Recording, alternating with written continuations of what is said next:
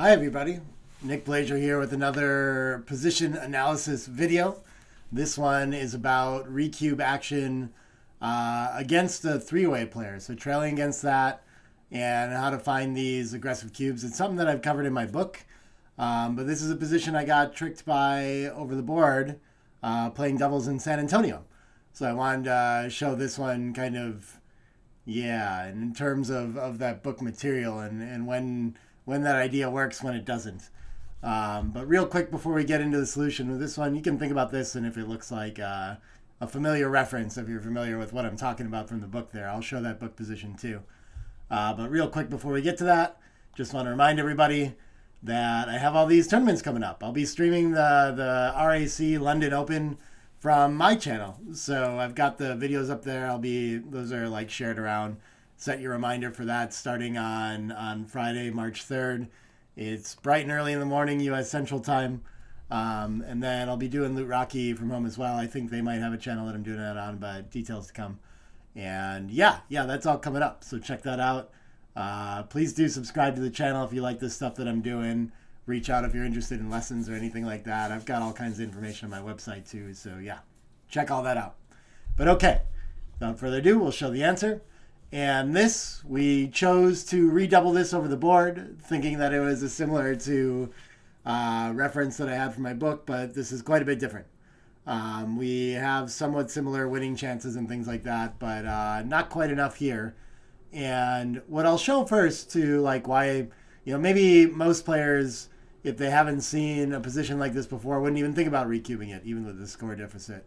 But the idea is that, like with the overage, when we send it, our opponent's going to win 4 points. So we're not like risking that much in them winning the match versus going to one-way, five-way Crawford where we have 16%.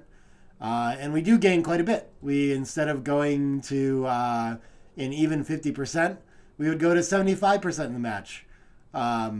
So we risk 16 to gain 25, means that, we can send this a little bit more aggressive than normal if you want to get into the math of it. But it's a little bit different here. The idea of these sending cubes with a shot has to do with not wanting to risk losing your market by a whole bunch of these. It's only your last chance to get it in, and you don't want to have a valueless cube that you claim the game with afterward. There can be some gambling canceling effects, but I actually use a reference from my book that even lets that go and just shows that it has a lot more to do with this market loss idea. And so we have that market loss here, but I think the issue is that the market loss isn't great enough.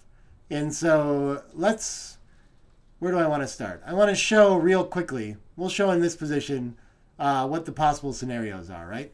So if we don't recube and we roll something like a 2-4 and hit and put our opponent on the roof, and now we have a recube decision. Of course, they can't lose a gammon, so we might as well claim it. But we're actually getting some value out of the cube here. We claim 10% of games that otherwise our opponent might have won on the race just through some chance or something like that, right?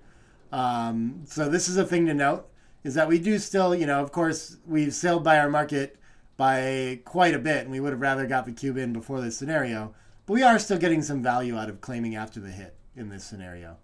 Another scenario that could occur is we could miss with like a 3-1. Maybe you play in and save a 6, and our opponent might roll something that has to leave another shot, like we'll say a 6-3, and maybe they take a checker off and clean up, and now we hit, right? So if we come out to here again and take that checker off, now we're getting all the way up to 18% that we're claiming. So these potential wins down the road that we might get as well, we're still going to have a valuable cube, at least to some degree, in claiming later, right? So when we lose our market, we're not as sad as the normal scenario. Is a big difference here. And so this is the lesson here, is that when you're sending these three-way cubes with a shot, when your opponent has checkers off, the scenario is different. So different from what? Let's go back to that reference from the book, where in there I talk about 7-away, 3-away. And if you haven't seen this before, this is a small redouble and still a clear take, of course. But we do a little bit better here to get the cube in before we actually hit the shot.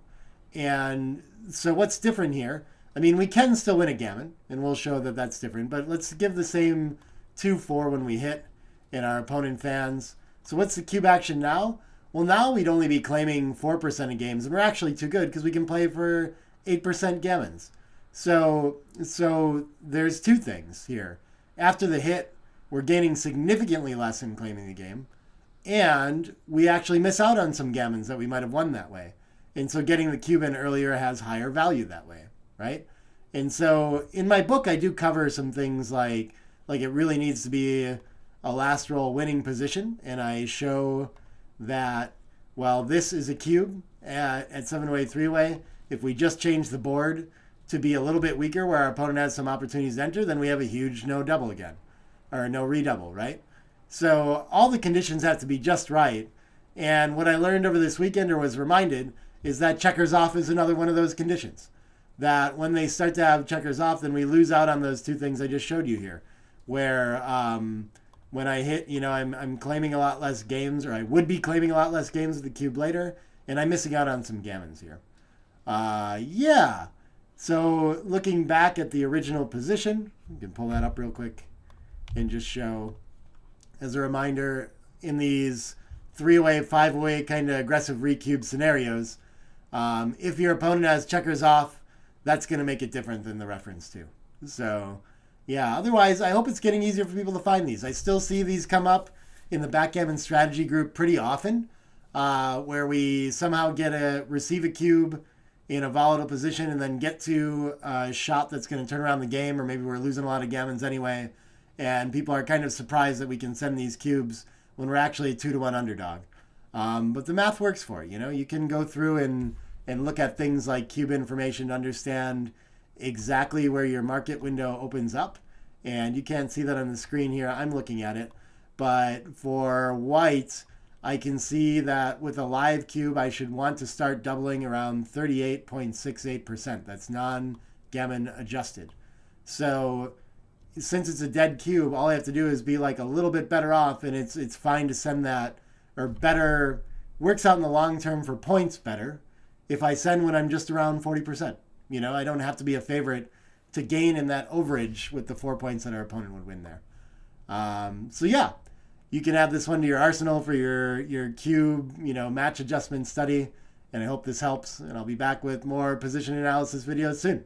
Thanks, everybody.